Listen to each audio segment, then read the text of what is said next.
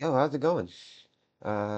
So I recently watched a new episode of Invincible, specifically season 4, episode 7. Again, I've been a very big Invincible fan for a pretty long time, and it just keeps getting better and better. Especially this episode, which really got me to make this video, because it was really, really good. Especially the Thragg versus basically Mark Nolan, the Betrayer, Alan, like all of them. Like that was such a really, really good fight. And I could have just made a video, just me, just talking about it. But I want to see what IGN said because the last time I actually felt a need to make a video about an episode of a show, which was Invincible, which was season 3, episode 8, which is probably like one of my favorite episodes of this series by far. Um, IGN gave it a 3 for God knows what. Why did they give it a 3? I don't know. But um, I don't think I saw the rating for the new episode. I'm gonna imagine that based off what they said, I'm pretty sure they're gonna give this episode like a freaking 5 or something. It will be better than season 3, episode 8 because as someone who watches Invincible, I still think, even after watching this episode, really, again, a really, really good episode, I still do believe season 3, episode 8 is a much better episode, and they gave it a very low score, which sucks. However, this episode didn't exist, and again, it was really amazing. So here I'm gonna read the article, give my thoughts, opinions, and then give my rating. So here we go. Invincible Season 4, Episode 7 review, Don't Do Anything Rash. The series' best, most moving, most instructive episode to date. Okay, IGN. What kind of ads are those, IGN? Okay, spoilers of course, so watch it. You'll like it. The tragedy of Slag takes center stage in Invincible's latest episode, its strongest one to date. The last time the show balanced its key elements to the harmoniously, its goal with scale, its emotional stakes, was arguably the season 1 finale. Yeah, a defining entry that took the series from good to great. Don't Do Anything Rash launches the show into the stratosphere of stellar contemporary television, and while it's an outlier in this regard, it's also entirely worth the drudgery of any and all prior middling entries tacking the story from an unexpected point of view that unveils powerful emotional dimensions. The Vegemite War kicks off in earnest last week with a commencement episode whose climax promised further escalations in the form of the coalition taking the fight to the retreating villains. However, before we resume the fireworks, the show takes us back several centuries to the rule of Emperor Algol and the ascension of his right-hand agent, the young ambitious Thragg, to the Viltrumite throne.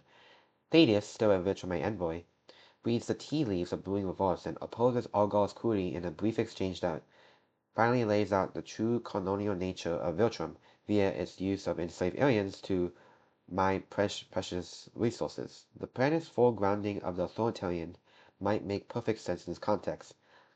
As a means to keep the wheels of his empire turning, however, these materials' origins are obscured by the thragg once Thaddeus assassinates Argyle from the shadows, forcing a changing of the garden, which is also why Thragg's really mad, because, you know, it, Argyle died. And there they are. I can't believe that Thragg literally this is a lot of powerful people except for like maybe Space Racer. That's not her name. Frick, what's Space Racer's the guy on the freaking with that very powerful laser beam. I forgot her name. What's her name? I forgot her name. I forgot her name. Her superhero name. But yeah, I mean, you really have like a lot of powerful people here, and Thragg, like this guy was standing still, like it was just a day in the park for him. While everybody here was trying to like go as hard as they can. It was an insane episode. Once Saga assumes the throne, he calls for the purging of all weaknesses and potential betrayal, quickly seeding suspicion among Viltrum's ranks on there, until the planet engulfs itself in bloodshed. However, despite his nefarious ploy to further harden his planet's hearts, he is also himself deeply hurt by Argo's death. Not long later in the episode reveals that Thragg was released from birth to be the strongest Viltrumite, and whatever the ulterior motives behind his training, what appears to have struck him most with him is the idea that might is right, a pure expression of fascist instinct. Okay, I mean, there it is. Albeit one that still remains rooted in its leader's emotional impulses. These flashbacks last only a dozen minutes, but it's hard not to read into them the idea of Thragg loves Argo like a father figure, and his death has left him broken beyond repair. That is true, IGN, that is true. your AI chatbot is very true. This sag- this this saga of fathers and sons continue on the coalition side of things, as Stadius recaps the plan and leads the remaining warriors Nolan, Mark, Oliver, Alan, Taya, Tech, that's her name, Tech Jacket, and Battle Beast. Again, these are like aside from Tech Jacket, I mean she is pretty powerful, but let's be for real. Like aside from Tech Jacket, everybody here was actually freaking powerful. Like you got Omni-Man, you got Invincible, you got Oliver, Alan the freaking alien, Talia. Well, yeah, she can. What can she do, right? But and Battle Beast, of course, into outer space so that they can strike before Thragg and Co can recover. As they make their way to planet Viltrum, the episode's travel downtime once again offers a chance to reflect. Per usual, the show employs pre-existing songs to enhance its sheen, but rather than an ill-fitting pop tracks, as has often been its bane, it instead opts for moving instrumentals this week by the likes of Brian Eno. I don't know who that is. I don't really care who that is, but the songs, from what I remember, was pretty good. The big thing that surprised me this season was that episode 4, which was probably like one of the worst episodes of this season, they actually used a Slayer song. I'm a very big fan of Slayer, and when I first heard that they used Raining Blood in the episode, I was like freaking pogging. I was like, so I was very surprised by that. While the supporting characters all discuss what they'll eat for the last meal, Zoe and Oliver pick burgers. Barnaby hilariously picks his own blood. Yeah, I remember that. On the battlefield, there's more bit of camaraderie as contrast with a quiet exchange of uncomfortable possibilities as Thaddeus and Nolan discuss the plan. Thaddeus, who longs turns against his own people, is dead set on killing every remaining Viltrumite. Nolan, as a remaining reformed soldier and a father of two Viltrumite kids,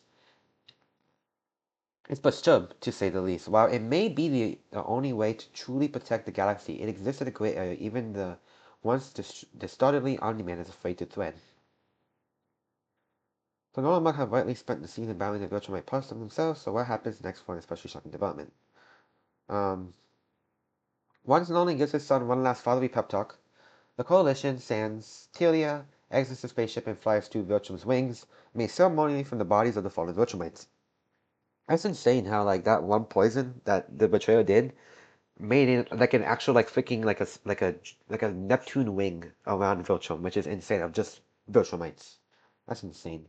But before the character can possess this macrobe energy, the episode escalates tenfold as the remaining Viltrumites reveal themselves to have been hiding amongst the corpses. And then, okay, so really just IGN is giving us a freaking like they're putting what we watch on the TV into words, which is good because it helps me remember some things because it's been like 2 days since I've seen it. But come on, IGN. In the Mystics, however, is thragg appearing clean. So yeah, they were hiding in the corpses, which is actually a really smart thing to do. Wasn't expecting that.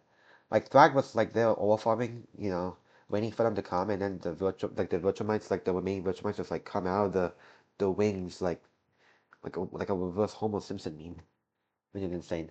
The ensuing space battle is a nail-biting delight with violent reversals that encaps incapacitate even important characters before other allies come to the rescue.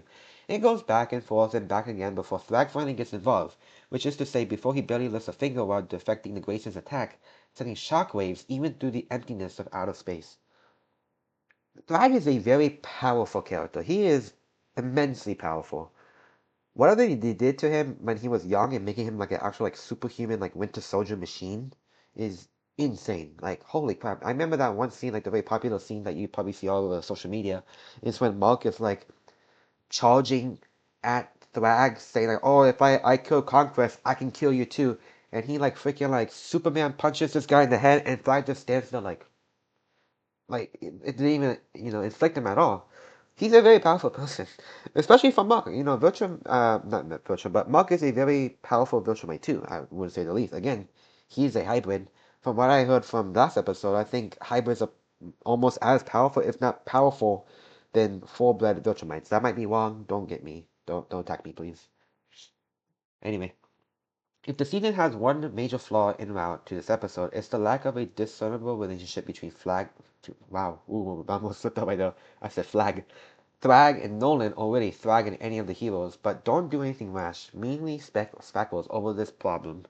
When the Grand Legion and the fearsome turncoat coming crashing down to the planet's surface, amid the crumbling remains of the Empire and backed by a thunderstorm, they discuss who they really owe their allegiance to before the battle continues. And Thragg punches Nolan so hard and he burns up on the way back. Yeah, that's very true. This guy started wind bending when he was talking to Nolan. Like he was about to deliver the biggest uppercut to Nolan.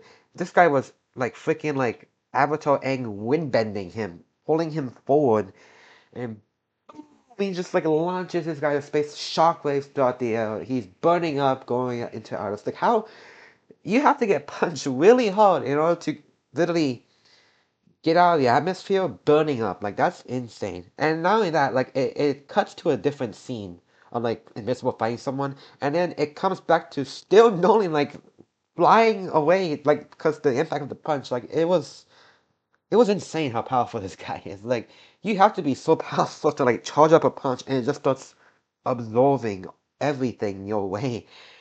It's insane, and especially to Nolan. And Nolan's durability is insane. Like he took that punch good. There's some images. I mean, there's a lot of images. I mean, I can go through them, but it's okay. You guys know the images. Poison darts, laser guns, and lizard creatures temporarily turn the tide, but Thrag's brutality proves too intimate as he ragdolls Oliver to the point of knocking him off his jaw and cutting off his arm. I don't know what's up with Oliver and not like listening to what they're saying. He did this like 3 times. They tell Oliver, like Omni-Man, Mark, like they tell Oliver, do not go after this guy alone. Do not go after Conquest alone. What does he do? And what does he do when he fights Conquest? He goes in there alone and gets bodied. What does he do when they tell him don't engage with Thrag by yourself? He engages with Thrag by himself. He gets his jaw and hand whipped off. So, like I don't know what's going on here. Come on, man. Like come on, Oliver. I know you're a pretty cool character, but bro, listen to directions, bro. To try the half Butcherman half vaccine is nothing more than a failed genetic experiment.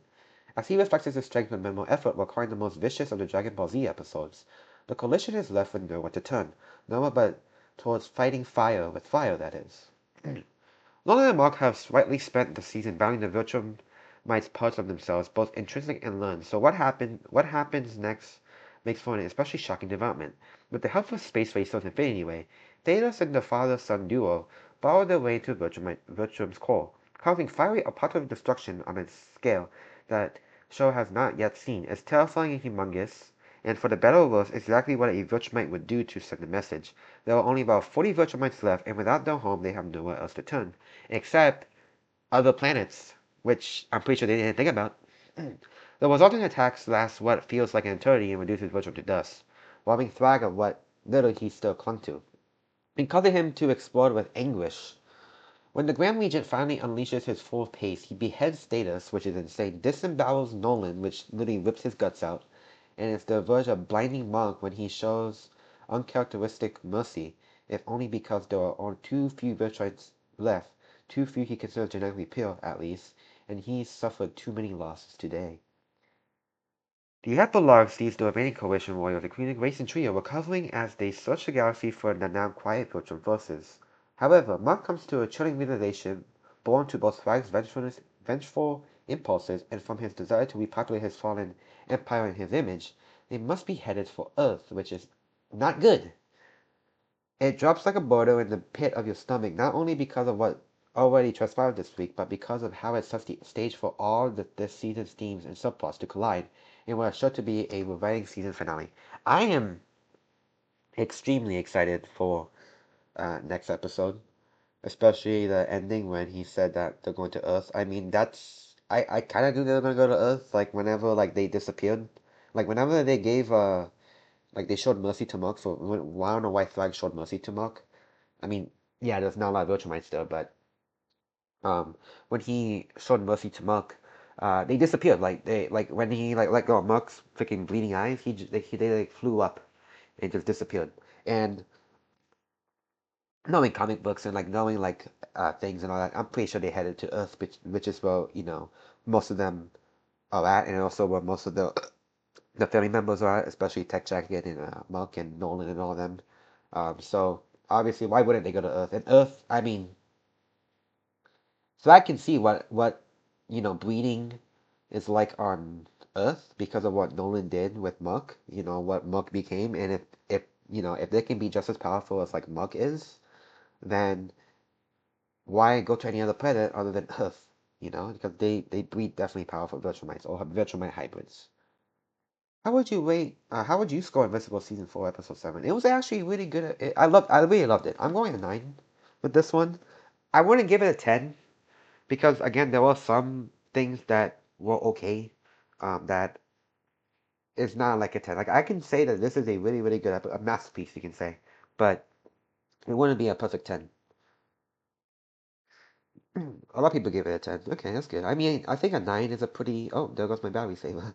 I think a 9 is a pretty good answer. But 10, I mean, it makes sense. It's a really good episode. But we can't. I feel like the finale of this season is going to be really good. All right, the verdict. The Petromite episode of Invincible Season 4 in the series' strongest yet. It centers the show's main villain, Lee Pace, quietly chilling Grand Legion thragg, in the emotional well-up of an entry that places the simmering themes of the Viltrumite War front and center while balancing inventive, zero-gravity action with enormous scale. It's hard not to feel for even the most evil characters, as the supposed good guys are forced to use the most vicious tactics imaginable in a service of the greater good, even as the stage is carefully set for one hell of a climax. Oh yeah, and also Invincible um, versus came out. Alright, here we go. What's up, IGN? Alright, what did you guys give it?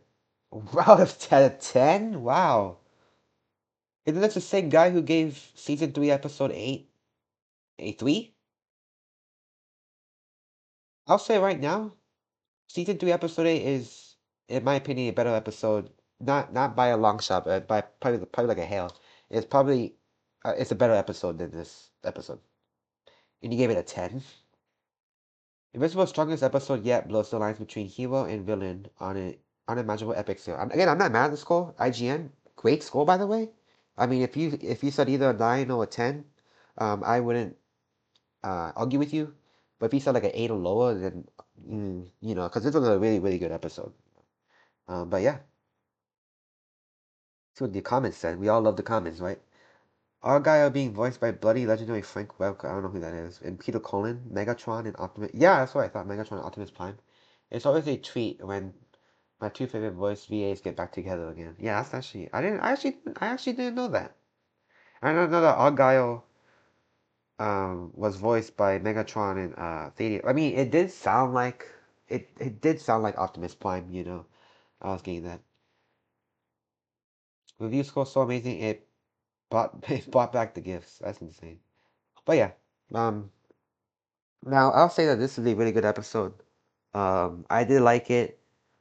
It was really good. There was a lot of hype with this episode, especially like one of my friends like even going to watch Invincible and just made him watch. He just made him start watching Invincible, which is insane on how good this episode was. Again, I do think like good episode, but I'm still a little mad about how you gave season 3, episode 8 a 3 and giving this a 10. Again, not mad, but I am mad at season 3, episode 8 rating IGN.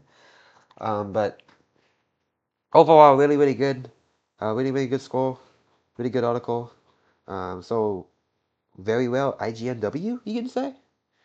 But yeah, really good episode. I just want to talk about this episode because I've been seeing that it's very popular over the internet, and I want to get my thoughts on it because I am watching Invincible.